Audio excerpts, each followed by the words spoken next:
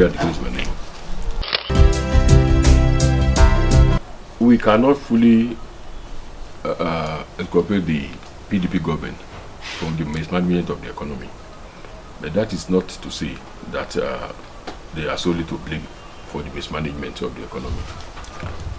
You see, we had this kind of problem around 2008, 2009. There was a global meltdown, but somehow we were insulated from it. But this time around, beginning with the advent of the APC government, I don't think they did the right thing. Yes, the price of oil fell, but you see, this brings it to the issue of these Niger Delta people. The strategy adopted in dealing with the Niger Delta people as from 2015, the strategy was faulty. You see, you don't equate the Niger Delta people with the Boko Haram people. What the force that you used to deal with the Boko Haram people should not have been applied to the Niger Delta people for some reasons.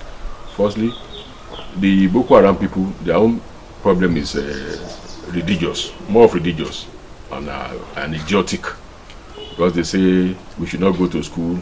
They want to introduce their form of religion. Besides, the northeastern zone of the country is not contributing much to the GDP of Nigeria. Now, if we decide to use force against them because they are fighting a very senseless war, no doubt, we should not have applied that kind of force to the Niger Delta agitators, because they are sitting on the wealth, on the oil wealth of Nigeria. And any disruption definitely will affect the economy of Nigeria adversely, and that is what we have been having. For instance, the vice president a couple of days ago said that we are losing about 1 million barrels of crude oil a day because of the nefarious activities of this Niger Delta. We should have adopted this carrot and stick approach to deal with their own situation. Even given that we are losing, even given that the price of crude oil is as even low as $35 per barrel.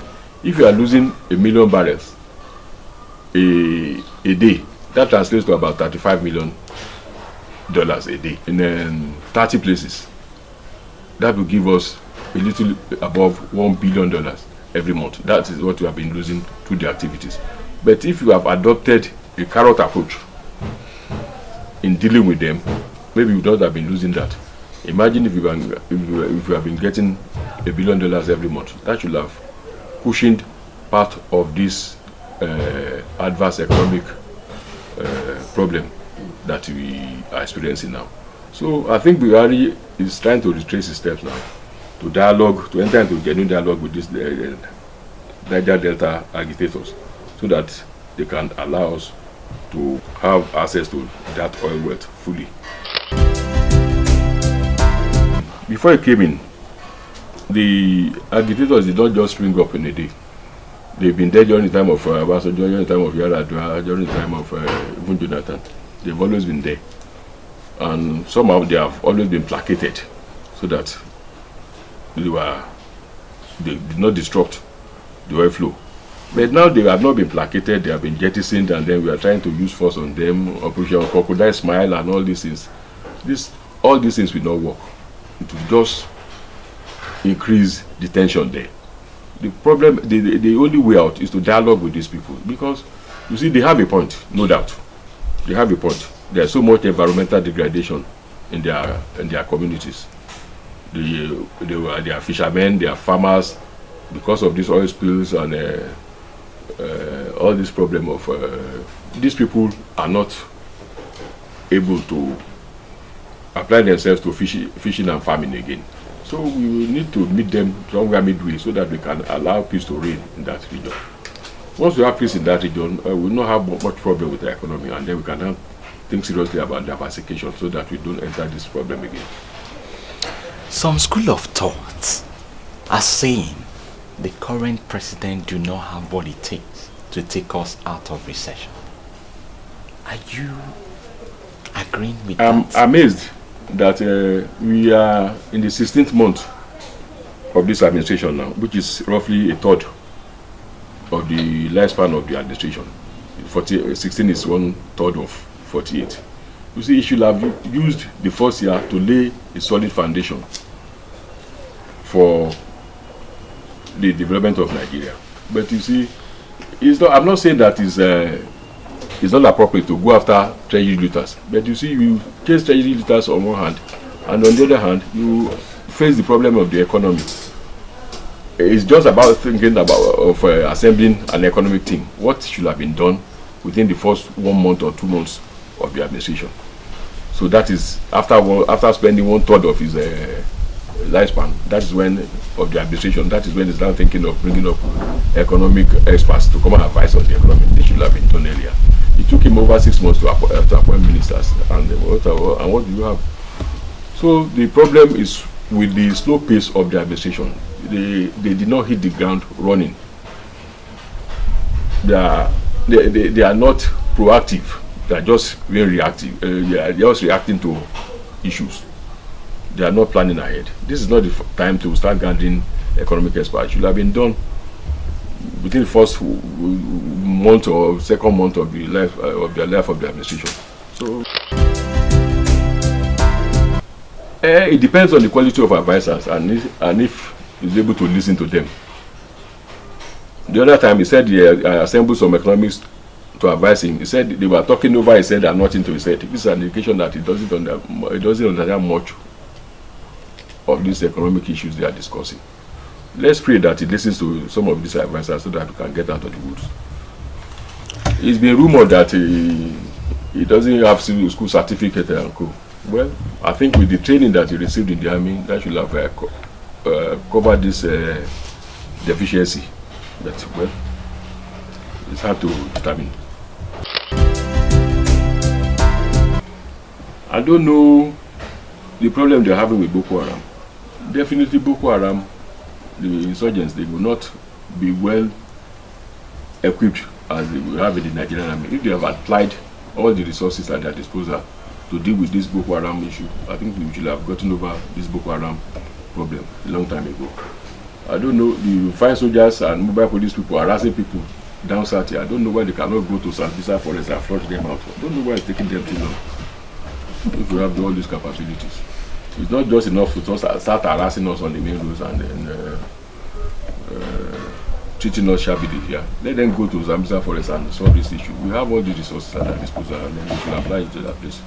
It is not good enough to be terrorizing the people in Niger Delta with all these forces. Let them go and settle the Boko Haram issue. And then leave us.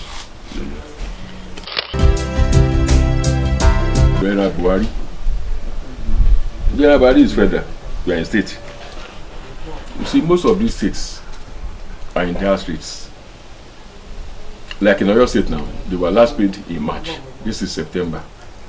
So the workers, teachers and pensioners here are being owed 6 months salary. I wonder how they cope at work. I wonder how they get to their places of work. So the morale is so down, so depressed, and cannot expect so much productivity when you have very, very low morale. Most of these workers are dying off because of lack of funds to take care of themselves, able to feed. School fees they are able to pay, and they are left in bed units. So I'm just coming from Ife axis now, and the condition of that road is so bad.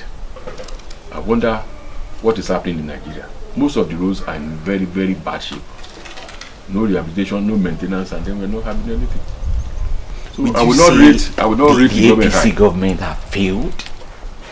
Well, to the best of my knowledge, if you ask 9 out of 10 Nigerians, they will tell you that the government of the APC government so far or to date has not really come to the rescue of Nigerians. Maybe they will improve over the months, but to date, there's not much to write home about their administration. Well, it depends on them. They made a lot of promises like most politicians do when they are campaigning. Without seeing what is inside, they start talking about turning stone to bread and turning metal to gold. They say a lot of things, but you see, the basic things is that Nigerians have not fared well under the APC government. And they made a lot of electoral promises like feeding of pupils, paying people 5,000 naira, finding employment and I don't think they have been able to address all these issues because they did not do their own work well before coming into power.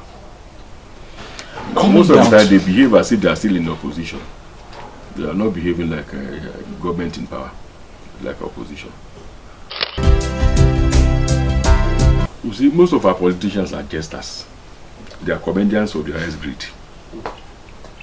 In Oyo State, like I said earlier, is yet to pay salaries of civil servants, teachers, and pensioners for 6 months. You say you are creating more LCDs. You see, by creating more LCDs, you are expanding the frontiers of bureaucracy. You understand? And what we actually need at this point in time is actual development, not expanding frontiers of bureaucracy. 35 LCDs, you have 33 on ground, bringing them to 68. You are having 68. You have 68 chairmen, 68 secretaries, 68 secretariats. And by the time you address this issue, all these administrative issues, you find out that the little money that is available, you spend it on administration, not on the real development. So it's a bloody waste of time. But I don't believe that is serious with creating local governments. I don't believe him. I doubt if he will go ahead because one, I don't know where we get the money to service them. He says he wants to conduct local government elections. I don't know where he's going to get the money from, but I seriously believe that he's just using that as the delay tactics to assist him not to have the local government elections. I don't think he's really serious about creation of all these local government LCDs. Where are you going to have the money to finance all these LCDs, all these contractions that you want to create on ground? They're just causing more confusion. You see, the PDP, to all intents and purposes, is a discredited party. With the level of looting and the level of seriousness exhibited by past governments, especially under Jonathan, I don't think any serious Nigerian will take that party seriously. So the PDP is not capable of being the opposition party in Nigeria. What I foresee is the springing up of a third force, which will be very, very potent to challenge the dominance of the APC. As I said earlier, we have not seen much of APC performance. So we need a strong force that will address all these issues. Definitely not the PDP because they are already discredited. Thank you very much. On Saturday we were having our congresses. And you see, APC will have easily won the election in Oyo State, if not for all these changing they were parodying all over the place. And now that they have parodied the issue change, people have now been able to see that there is nothing much in this change. They are mouthing all over the place. You see, Oyo State, we never had it so bad. I joined the civil service of Oyo State in 1978. And I retired as a permanent secretary in 2002, 2001-2002. I served for about 25 years. I never for once experienced salary delay. The worst we experienced was delaying salary for maybe 10 days, 5 days, 10 days, and then we pay. But now, 6 months. It has never happened in Oyo State. I asked some of my senior colleagues who are also retired now, some who joined the service in 1955, some who joined in 1960, some who joined in 1965. I asked them whether they experienced that kind of thing before I came in. They said no, that they never experienced that kind of delay in payment of salaries. And you see, are we talking of education? State of education? The education is in shambles. Most of the classrooms had between 7 and 10 desks and benches for students, for about 70 students. The whole place is in shambles. Any secondary school, just go into any secondary school in Oyo State and you see that we are not just there at all. Or health, welfare, the qualities of beggars description. The roads, look at Akobo. I live in Akobo, so that one is very near to me. Look at Akobo along that road. It's a death trap. Look at Ologun road. It's terrible. Look at Akpete road. That one's it's nightmarish. Look at Kono road. Terrible. Look at Odive road. So the people are not feeling the impact of the government. It's not there at all. Don't forget that the state more or less is a civil service state. Most of the industries are folded up because of poor power supply.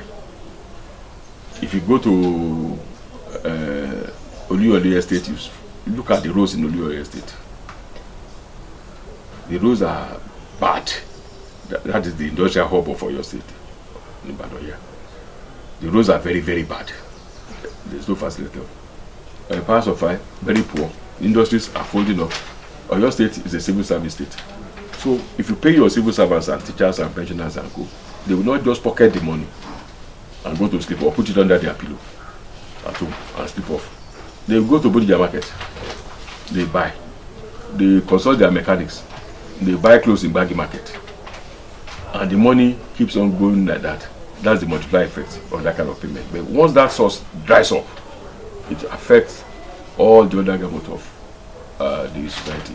So that is what we are experiencing in Oyo State right now. So the people have been able to see that this second time of Ajimobi is disastrous, is calamitous. They are going through a lot of hardship, and it has to do with the management of the scarce resources by government. You see, opposition will have a very hard work to do if the government is performing.